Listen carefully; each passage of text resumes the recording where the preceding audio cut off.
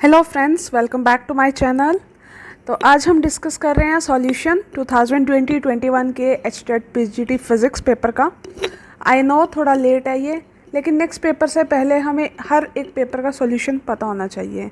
As you all know कि जो मेरे चैनल है उस पर मेरा 2018, 19 एंड 20 का सॉल्यूशन ऑलरेडी अपलोडेड है एंड ऑल्सो 2016। अब हम कर रहे हैं 2021 का। इसके बाद जो सॉल्यूशंस रह गए हैं काइंड ऑफ 17 का, वो 17 का पेपर इन सब से पैटर्न से बिल्कुल अलग था, तो उसका सॉल्यूशन मैं लास्ट में डिस्कस करूँगी। बट डेफिनेटली 2022 के एचटेट से पहले डिस्कस कर लेंगे उसका सॉल्यूशन। और 14 वाला तो बिल्कुल ही पैटर्न डिफरेंट था, तो उसका आपको देखने की ज़रूरत ही नहीं है। अब हम करते हैं इसका सॉल्यूशन। और जो बच्चे स्क्रीनिंग के लिए प्रिपेयर कर रहे हैं, फॉर दोज, आप लोगों को एचटेट के सभी पेपर्स का सॉल्यूशन एक बार देख लेना चाहिए, क्योंकि स्क्रीनिंग के पेपर में ज़्यादातर पैटर्न यहीं से रिपीट हो जाते हैं। और बात रही हमारे कि पेपर पैटर्न क्या होगा, उसके लिए आपको नोटिफिकेशन का वेट करना चाहिए। Okay, starting from the question number 91 physics part से। A harmonic oscillator of charge E is perturbed by an electric field E along plus z direction। तो हमें क्या निकालना है, उसका एनर्जी निकालनी है in the first perturbed state. तो क्या होगा, जो लीनियर हार्मोनिक ऑसिलेटर है उसका हैमिल्टोनियन देखेंगे। जो हैमिल्टोनियन होता है वो क्या होता है, ओरिजिनल हैमिल्टोनियन प्लस परटर्ब्ड, तो उसकी वैल्यू होती है ये। अब ये हर एक के लिए अलग होती है, आपको थोड़ा रिमाइंड रखनी पड़ती है। And this value comes from, क्योंकि ये इलेक्ट्रिक फील्ड के द्वारा परटर्ब हुआ इन दी पॉजिटिव जेड एक्सिस। हमें क्या निकालना है, इसका फर्स्ट ऑर्डर निकालनी है एनर्जी। फर्स्ट ऑर्डर के लिए हम क्या करेंगे, इसमें लेडर अप्लाई करेंगे। लेडर ऑपरेटर अप्लाई करने से इसकी वैल्यू आ जाती है 0। अब इसको सॉल्व कैसे करते हैं, यहाँ पे मैंने दिया हुआ है। अगर आप चाहें तो इसको आप सॉल्व करने का तरीका देख सकते हैं, बट इन केसेस में ज़्यादातर आंसर 0 आ जाते हैं अगर आप अपना टाइम बचाना चाहते हैं और सॉल्व नहीं करना चाहते हैं तो। Still it's just a guess. Moving to question number 92। Two spherical nuclei A and B have mass number 216 and 64 respectively. The ratio of their radii। दो स्फेरिकल न्यूक्लियाई दिए हुए हैं, उनका क्या दिया हुआ, हमें मास नंबर यानी A की वैल्यू दी हुई है और हमें उनके रेडियस निकालने हैं, रेशो। हमें पता है ये क्या होता है, रेडियस का फॉर्मूला क्या होता है, for A RA is equal to R0 A की power 1/3 cube root of A is the mass number. तो हम दोनों के लिए पुट करेंगे, this is for 216 and this is for 64। दोनों के लिए वैल्यू आ गई, इनका रेशो ले लेंगे। यहाँ पर रेशो आ गया 3/2। Question number 93। यहाँ पर एक LCR सर्किट दिया हुआ है जिसमें L, R और C तीनों लगे हुए हैं। रेजिस्टेंस की वैल्यू है 120 ओम। रेजोनेंस फ्रिक्वेंसी है 250 रेडियन पर सेकेंड।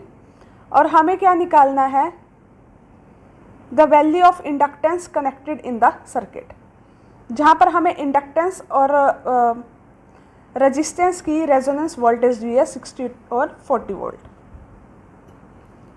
अब यहाँ पर हम क्या निकालेंगे, क्योंकि देखो ये एक सीरीज सर्किट है, सीरीज में क्या सिमिलर होता है, करंट। हम यहाँ पर करंट निकालेंगे। R की वैल्यू दी है 120, V की वैल्यू दी हुई है फॉर रेजिस्टेंस 60 वोल्ट। I क्या आ गया, 0.5 एम्पियर। हमें क्या निकालना है, इंडक्टेंस यानी XL। VL दिया हुआ है हमें 40 वोल्ट।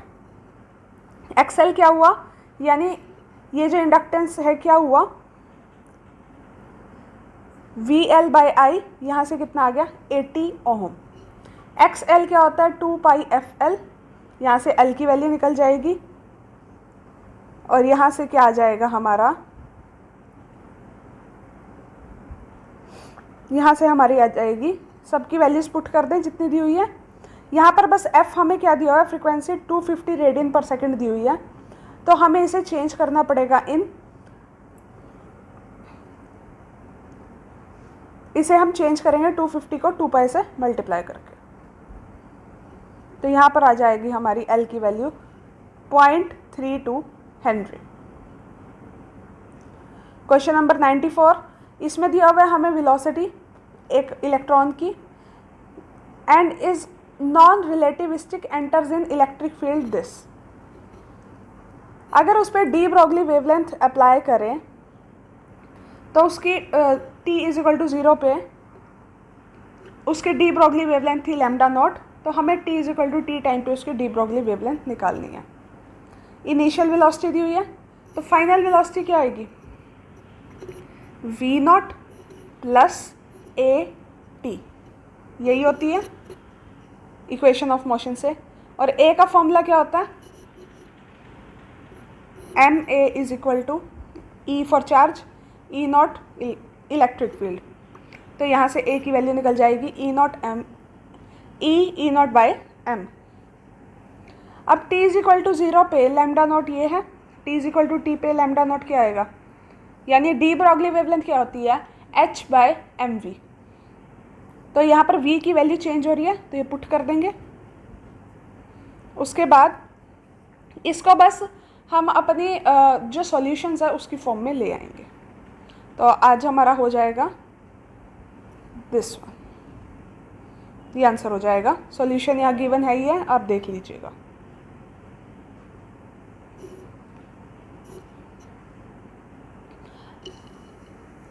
क्वेश्चन नंबर 95, यहाँ पर हमें एक बुलियन एक्सप्रेशन दी हुई है जिसे सॉल्व करना है। बुलियन एक्सप्रेशन है दिस, सॉल्व कैसे करेंगे, सबसे पहले इसको खोलेंगे। ए बी बार क्या होता है, a bar plus b bar, this a bar plus b, और बी इन प्लस बी बार क्या होता है, इसकी वैल्यू आती है 1। ये केसेस लगा के सॉल्व होता है। अगर आपको इसकी बेसिक नॉलेज पता है, बेसिक पता है कि ये कैसे सॉल्व हो रहे हैं, तो आपका जल्दी इजीली सॉल्व हो जाएगा। नाउ ये 1 हो गया, इसको छोड़ देंगे। 1 से कुछ भी मल्टीप्लाई मतलब कुछ भी इस पर एंड ऑपरेशन लगाओ तो वो 1 आ जाएगा। इसके बाद इसको इन दोनों ब्रैकेट्स को खोल लेंगे। ए बार बी, बी बार ए, बी बार। ए बार ए क्या होगा, ए बार कुछ भी पुट करो आंसर तो ए बार आएगा। ए बार बी में से इन दोनों में से क्या कॉमन लेंगे, ए बार, यानी बी प्लस बी बार, और इसका क्या आंसर आएगा 0। यहाँ से ए बार बच गया, ये बार ये 1, ए बार प्लस ए बार क्या आ जाएगा, ए बार। तो हमारा आंसर क्या आ जाएगा, a bar. Question number 96, figure shows a cross section of a large metal sheet carrying an electric current along its surface. The current in a strip of width dl is kdl and k is the constant of appropriate dimensions. हमें क्या निकालना है, हमें एक figure दी हुई है this, इसमें हमें बोला हुआ है कि एक मेटल शीट है जिसमें इलेक्ट्रिक करंट है अलॉन्ग इट्स सरफेस जा रहा है, और हमें क्या निकालना है, magnetic field at point P जो x डिस्टेंस पे है मेटल शीट से। हमें क्या निकालना है, इस पॉइंट पे मैग्नेटिक फील्ड। यहाँ पर क्या लगाएंगे हम, एम्पियर्स लॉ लगाएंगे, एम्पीरियन लूप बना लेंगे एक, जिसमें P पॉइंट कहीं कंसीडर हो रहा है। ये क्या बन गया, एक रेक्टेंगुलर या स्क्वायर लूप बन गया। रेक्टेंगुलर लूप लगा लो आप जो P पॉइंट पे है, ठीक है। अब हम क्या करेंगे, इसके ऊपर क्या लगा देंगे, एम्पियर्स लॉ।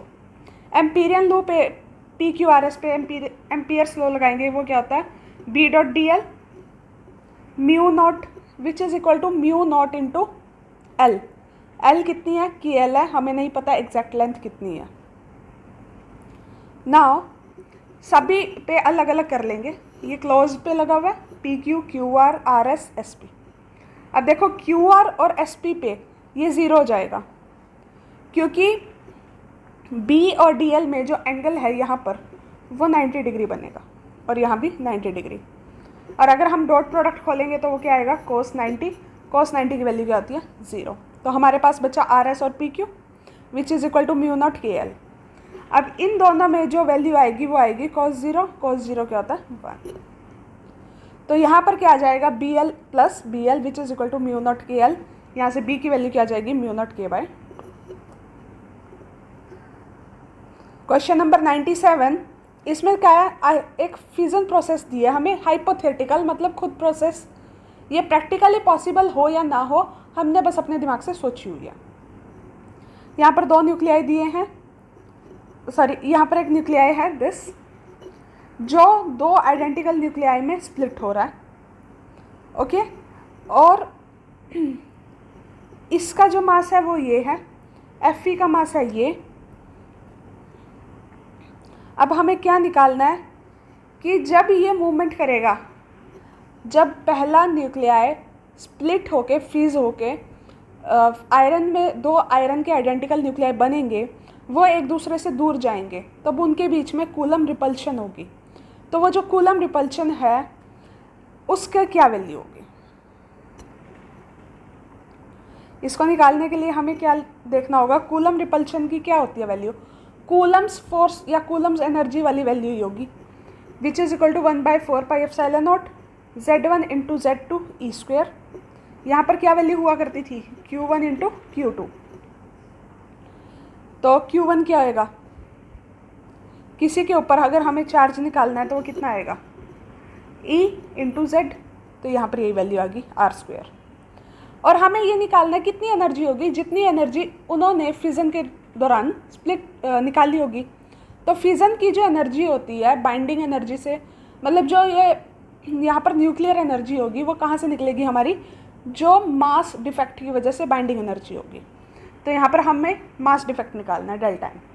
डेल्टा एम कैसे निकलेगा, mass of parent minus mass of daughter. तो जो इनके बीच में मास डिफरेंस आ गया वो ये हो गया।